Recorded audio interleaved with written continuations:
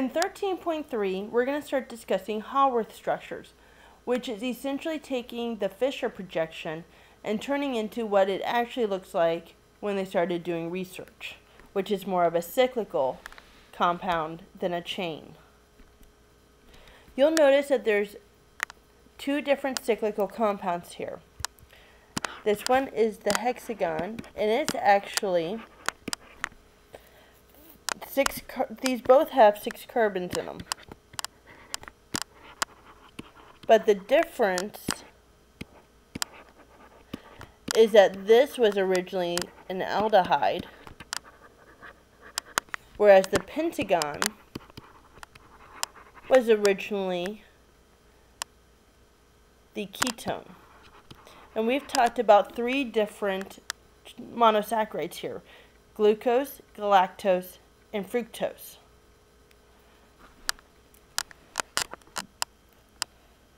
Since this was originally the aldehyde, that means this is either the glucose or galactose. The only ketone we had was fructose. So that means if you're seeing a pentagon shape, because of how it's arranged, where it reacts the hydroxyl group, which is the double bonded oxygen, reacts with the 5th carbon, you're going to get only 4 carbons in this chain for the pentagon, for the ketone. Whereas we'll have 5 carbons in this chain for the aldehyde, since it's at the very end. And we're going to talk about this more, but this is just a dead giveaway and a helpful hint that if you see a pentagon, it's fructose. If you see a hexagon, it's glucose or galactose. I actually have a video I would like to share with you, so that way you can actually see an animation of how this is formed.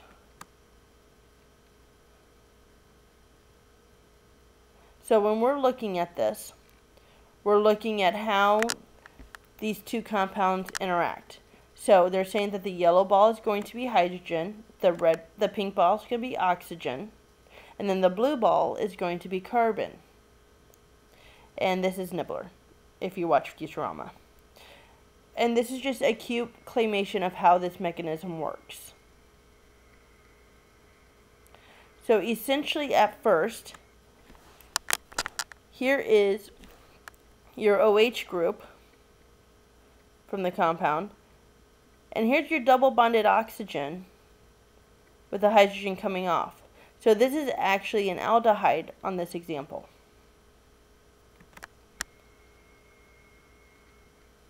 The electrons from the OH group are being donated to that carbon, which is breaking that double bond. So in the process, that double bonded oxygen is now an OH group, because that double bond was broken. You can see where that double bond once was. And that OH group was there originally, is now being shared between these 2 carbons to make an ether. Now, if we're going to do it more specifically for glucose, here's the Fisher projection. Notice that the double bonded oxygen is at the top. That's true with all Fisher projection, is that the double bonded oxygen will be the furthest up. Notice with glucose, all these 4 oxygens here are on the right hand side, and this 1 oxygen is on the left. That becomes important when we start putting things together, because the first thing we're going to do is turn it on its side, rotating it 90 degrees. So we're going to push it down, and notice the ones that are on the right are now pointing down. That becomes important with the actual picture of the cyclical form. And we have one that's pointing up. Remember, you start counting from the double bond as far as the number of carbons. Once it becomes a circle, notice here's that double bonded carbon to the oxygen. Here's that OH group that we were referring to in the last picture. Notice it's on the 5th carbon, not the last one. It's always on the second to last carbon.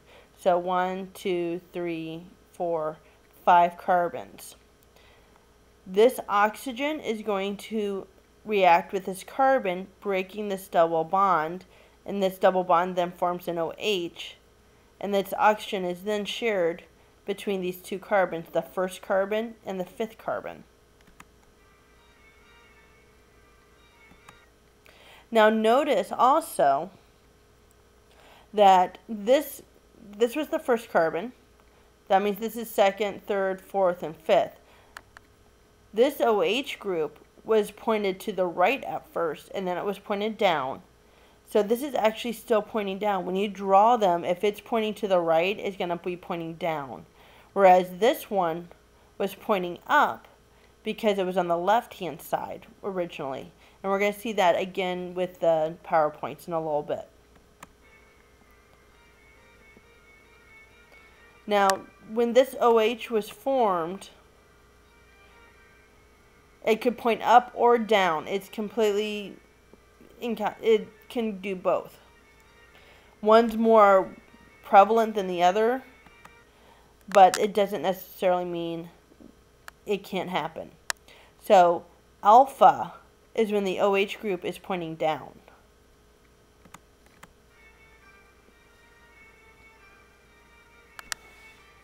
So to take another look at the other enantiomer, it could actually point up too, and that would be the beta. So alpha is pointed down, beta is pointed up. And that becomes really important when it comes to bonding with other monosaccharides. Remember, this is a monosaccharide. This is only one sugar. Most things are disaccharides or polysaccharides. So that means they're going to be bonding to each other. And the position of this OH group will determine what kind of bond it makes.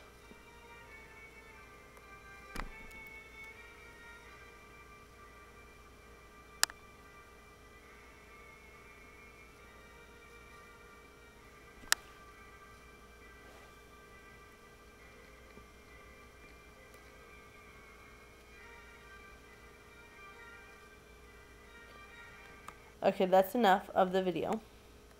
So if we go back to the slideshow, first thing you want to do is turn it 90 degrees, and then you're going to take the double bonded oxygen, the carbonyl group, and we're going to combine it with the 5th carbon, the oxygen on the 5th carbon, and then we're going to form an OH group. So here is D-glucose. It's D because the second to last carbon is on the right hand side, the OH group. Turn it 90 degrees. So that means for the 2nd carbon, the OH is pointing right, now it's down. The 3rd carbon is pointing up, pointing to the left, now it's up.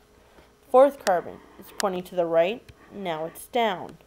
5th carbon to the right, now it's down. So we changed it 90 degrees. Then at this point, we are going to wrap it around. So we're going to wrap it with this 5th carbon is going to react. So the oxygen on the 5th carbon is going to come around and react with the 1st carbon. So the oxygen is going to react with the 1st carbon. And it's going to break that double bond and form an OH group there instead. So it wrapped around. Here's the 5th carbon. Here's the OH group on the 5th carbon. The oxygen attacks the 1st carbon. That bond breaks, and then it forms an OH group. And now this oxygen that was once on the 5th carbon is now being shared between the 1st and 5th. Notice here's the 6th carbon up here. It's just sitting there. It's still there. It didn't disappear. Let's take a look at those OH groups. Notice on the 2nd carbon, the OH group is pointing down. Here's the 2nd carbon. The OH group is still pointing down. That was the one that was originally to the right. On the third carbon, the OH group is pointing up. It was originally on the left, now it's up. If you go over here, the OH group is up. The fourth carbon, which is the really, really important carbon, because that's the one you determine the difference between galactose and glucose, is pointing down here. Here's the fourth carbon. It's still pointing down. Glucose, the fourth carbon is down. Galactose, the fourth carbon is up. That's the only difference between the two atoms, or two molecules. Alright, so let's go back to this first carbon here. The OH group on this particular picture is up. That means it's beta. If it was drawn down here, which it could very well be, it's alpha. On the next slide, you're going to see both forms. Here, this is the fifth carbon. Here's the oxygen that was shared between the first and the fifth. This is the OH group that was originally the double bonded oxygen. This OH group on this side was originally the double bonded oxygen. When it's pointing down, it's alpha. So alpha is down. When it's pointing up on the first carbon, it's beta. So first carbon OH formed. That's what you're looking at. The first carbon, where the double bonded oxygen originally was, is it now up or down? If it's up, it's beta. If it's down, it's alpha. Now, in all reality, it can actually go both up and down. However, it's more likely going to be up. The reason for that is because of this interacting with this. These two things, when they're both, the second carbon, 1, 2, the second carbon OH group will always be pointing down. That's not going to change. So if the first carbon OH group is formed pointing down, it's going to interact with this, and it's not going to like that. Those electrons are going to bounce off of each other. So it's going to try to not react if it doesn't have to. So therefore, it goes up more times than not. Because now it doesn't have this interaction because it's on opposite sides. So if we look at fructose, the same general idea happens. Except now, instead of having the double bond on the top, it's now on the second one. So that means it's still reacting with this carbon here, with that oxygen. But when it curls up, it has less of a room to do that. So oxygen is still attacking that carbon and breaking that bond to form the OH. However,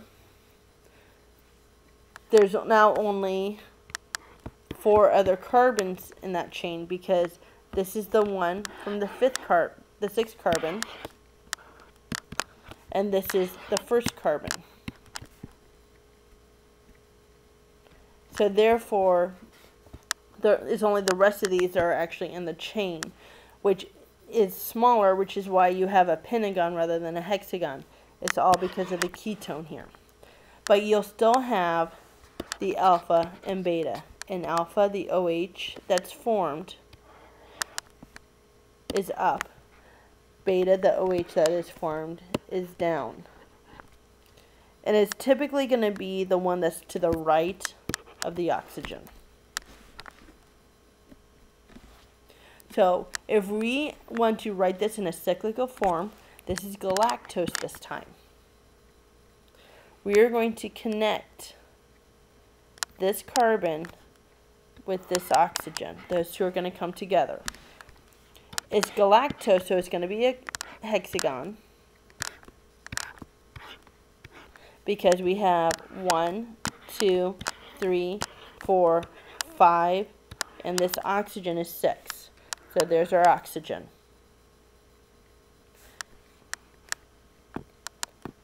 On that fifth carbon, we have the CH2OH.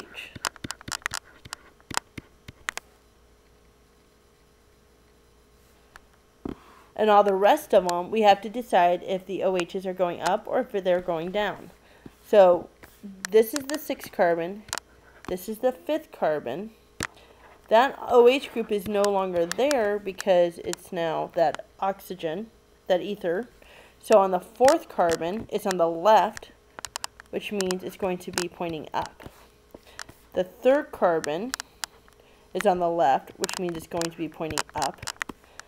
The 2nd carbon is on the right, which means it's going to be pointing down. And then finally we have the carbon with the OH group. It can form both the down version, which is alpha, or it can form up, or we can redraw it. Let's just redraw it so that way it's less confusing.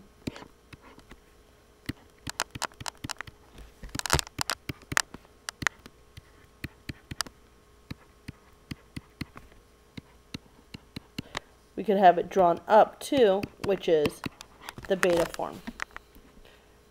So first thing we want to do is turn it 90 degrees. Notice 5 and 2 are down, 3 and 4 are up. So here's 1, 2, 3, 4, 5. 3 and 4 are pointed up. 2 is pointed down. The 5th one doesn't even matter because that forms that ether, which is right here. And then this O8, that O becomes an OH, which could be alpha pointing down or beta pointing up. And that is all for these mechanisms.